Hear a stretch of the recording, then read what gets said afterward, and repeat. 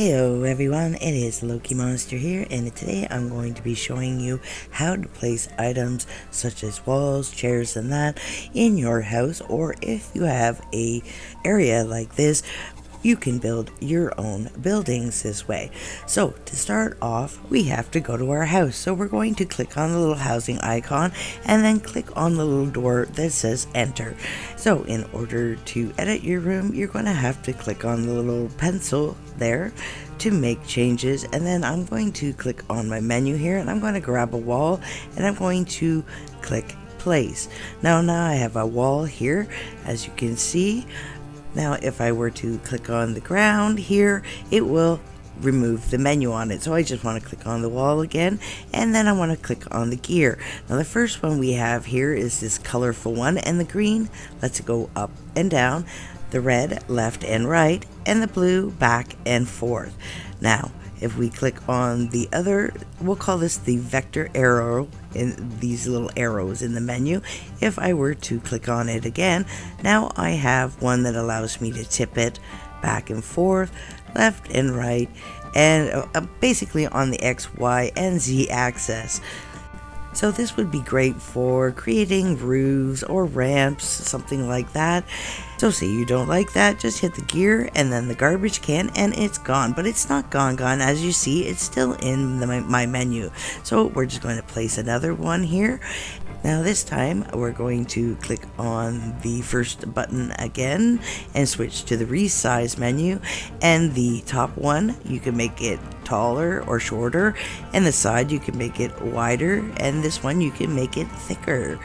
What if we don't want to alter the shape? Well, we're going to click the second button, and as you can see, I have to back up here. It brings up a single arrow, and you can pull this to make the wall bigger and bigger, but maintain the existing shape. Now the second button works with all three of the control buttons. I'm just going to move this wall back a little bit so you can see it better, and now I'm going to click on and bring up the rotate.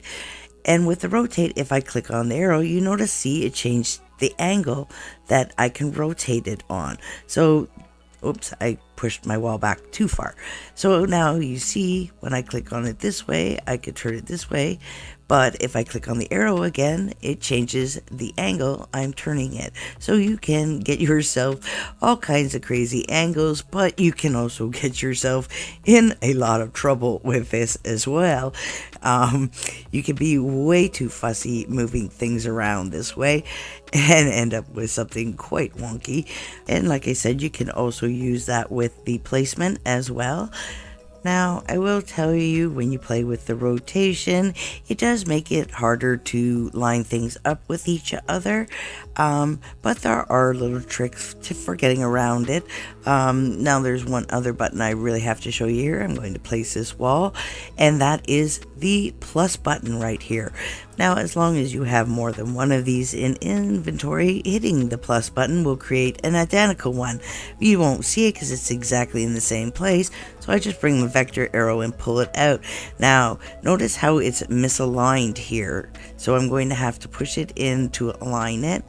And once I get this lined up, I'm going to teach you a little secret here. Let's get this back where I want it. Now, notice my vector arrows, they seem a little on an angle. So this time I'm going to hit the plus button, and then before I pull them out, I'm going to hit that second button. And now this time the vector arrows are a little more square, and when I pull it out, it's an absolute smooth line, and I don't have to worry about gaps like this and having to realign them. So it's a lot easier to just hit that plus sign, so you don't have to sit here and keep readjusting it. One last tip is to hit the save button, and hit the save button often, especially right now with the mobile disconnects. I want to thank you for joining me, and I'll see you next time. Bye bye.